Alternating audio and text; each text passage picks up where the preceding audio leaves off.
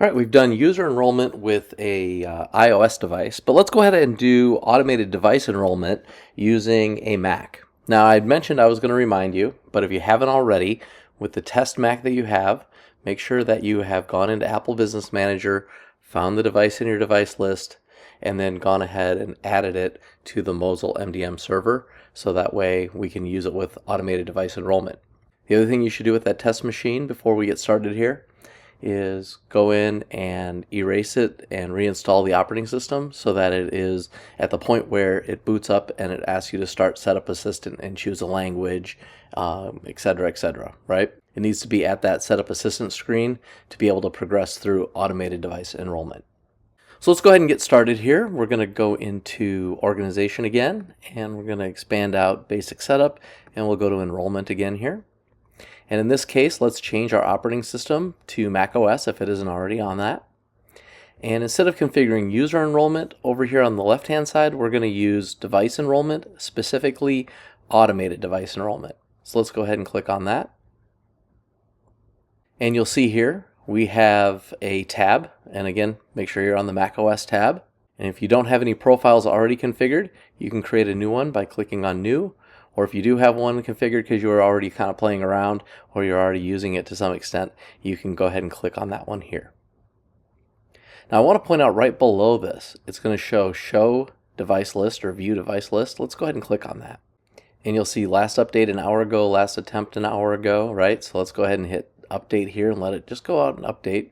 And there we go. Here's one of our Macs right here. So if you're not seeing any of the Macs, or specifically you're not seeing the Mac that you are looking to enroll in automated device enrollment here listed, you're going to want to click on update and let it refresh, which is what it's doing here. So it should update automatically, but if you just assigned it, it doesn't sync that quickly. You have to come over here and say, okay, go out there and resync, and that's what it's doing here. So you can see we have a profile associated here, but it's not enrolled. So that's what we want for this. So that's ideal. So let's go ahead and click on our profile again here. And we can name our profile. And I'm just going to use by default here. I could call this, dash Mac or, Mac ADE or anything that you might want to name here. I'm just going to use the default here. And we've got some options here because we're also defining the Setup Assistant options as well as setting up enrollment and MDM management. So we've got to walk through some of this. So the first thing we're going to do is not use Embark right now. I'll get into that later when we get into one of our projects. We'll actually use Embark, but for right now we won't. So we'll just skip over that.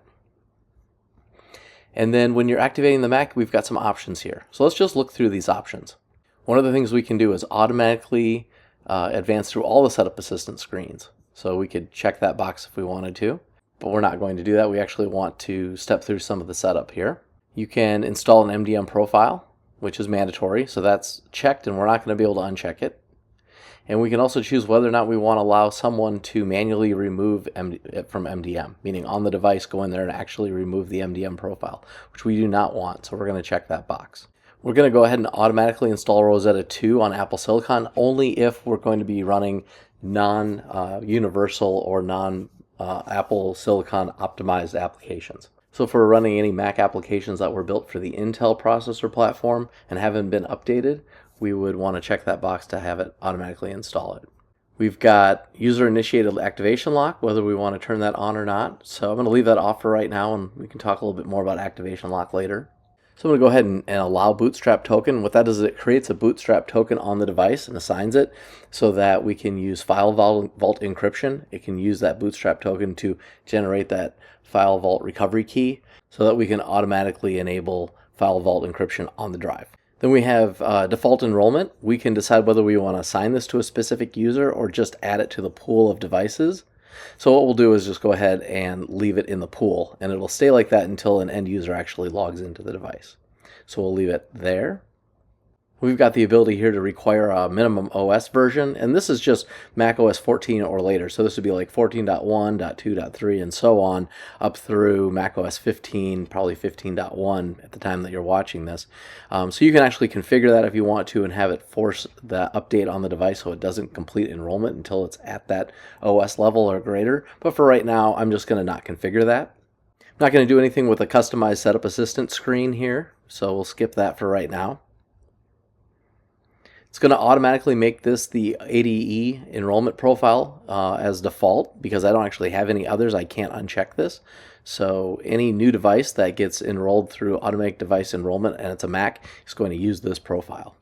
Now I can create other ones and then I can make one of the default or not, but right now it's the only one we have, so it's going to be the default.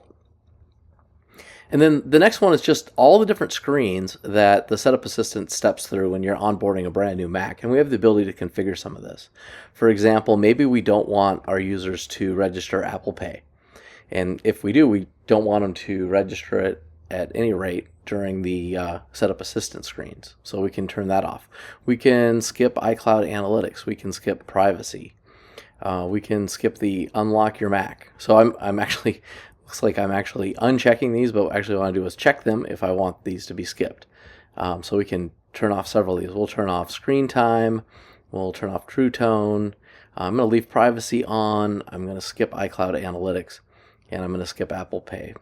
So there's not a whole lot that I'm leaving here. I'm going to basically leave location services, privacy, and accessibility here. And you'll see I'm just doing this so that when we actually step through this on my test Mac, you'll see what it's done. And it'll just leave us with a couple of quick things to do during the Setup Assistant. So this is mostly just to show you that what we're doing here actually worked. So we'll kind of make this egregious and skip almost all of it. Scrolling down here, we can go ahead and prompt the user to create an account or not, and what type of account. So this is set up as the default. Typically what you would do with a new Mac is when it asks you to create the account, it automatically makes you a local administrator. But we can also choose standard here, and if we choose standard, it's going to give the account that the user creates standard privileges, and then we actually have to create a administrator account here. And I'm not going to do that right now. I'm going to keep this with sort of the default that we normally see with local admin rights. So I can turn that off here. But if you are setting this up as standard, you will need to define username and password for the local user. We can put in phone support and email support here. This is where you might want to enter your help desk phone number, your help desk email address. That way, if a user is stepping through Setup Assistant and they run into trouble, if they need help with onboarding their Mac. That's great for remote users where you may have shipped a device to them. We can also rename devices after enrollment, and if you click on here, you'll see some of the different variables you can use. So we can use device DID, the serial number, we can put the OS version, we can say full name, last name. So there's a lot of options here that we can actually use to enter a static name. And for right now, I'm not going to do that, but we will get into that in the course. But typically you would want to have some sort of naming convention in your organization, and you can use some of these things to fulfill that naming convention based on how you're onboarding your devices. So for right now, I'm just going to leave that blank. And then we have the option here to install other applications as well. If I want to install other management software, like maybe I'm using Monkey in my organization, I'd be able to upload that here too. We're not, so I'm going to skip that as well. So basically what we've set up at this point is a basic automated device enrollment profile that we can use for the Mac. And it's going to skip a bunch of the different Setup Assistant settings. And other than that, it's probably basically going to work the way that you would expect any typical Mac to work out of the box in this case. But as you can see, we have a lot of capabilities to configure this and customize this even further, which we will do in some of our class projects. But for right now, just to demonstrate how this works, I'm going to go ahead and save it. And now that we have saved this and we have a default automated device enrollment profile for the Mac, we can switch over to our test Mac and we can step through this process, and you can see how automated device enrollment works, and we'll onboard our test Mac into Mosyle using that process. Okay, here I just did a cold boot of my MacBook Air after erasing all contents and settings, and I need to step through Setup Assistant next.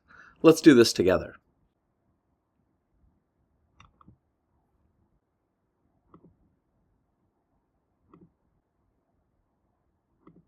I'll set up as new. Won't set up accessibility right now. Let's go ahead and join my Wi-Fi.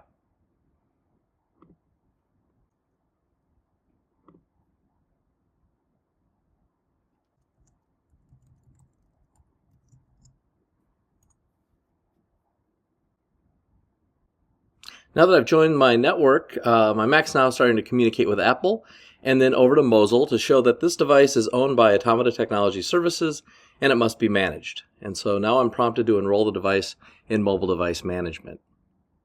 Now I want to note here that the only option I have to continue is to click on enroll.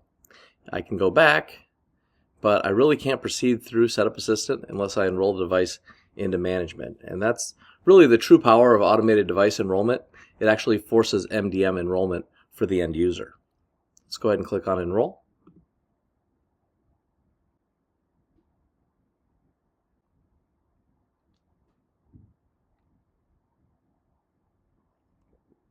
It's now connected to Mosyle and it's starting to download the enrollment profile and all the related certificates and other things that it needs to actually connect to the Mosyle server.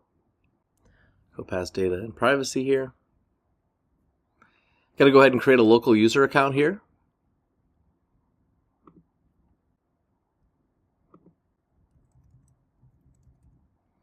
And we'll go ahead and hit continue here.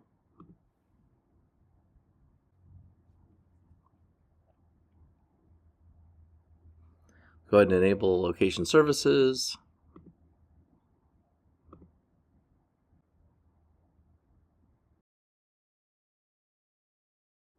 And that's it. We're signed into our desktop. So you can see how we skipped through the majority of the Setup Assistant options and we're now just ready to use our Mac, just as we had detailed in our enrollment profile settings. And that's just how simple it is to set up automated device enrollment. All right, back over here in Mosyle, let's go on up to the Management tab. And we'll make sure we're on macOS, and you'll see device enrollment. We've got a MacBook Air. Notice it's not assigned to any user yet because we didn't set that up, and it's just using the device name as its computer name here.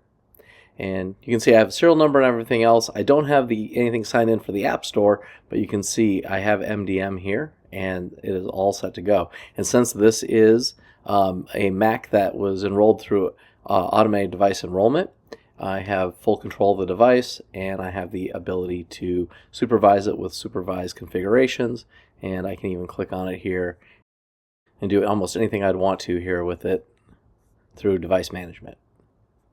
So this is looking good. So I think we're all set here now with a couple of devices inside Mosyle. Go back to my dashboard here. You can see I've got one company owned Mac and I've got one user enrolled iPhone over here. So we've got some devices now that we can play with inside Mosyle and start to actually manage them, which we will begin doing in the next lesson.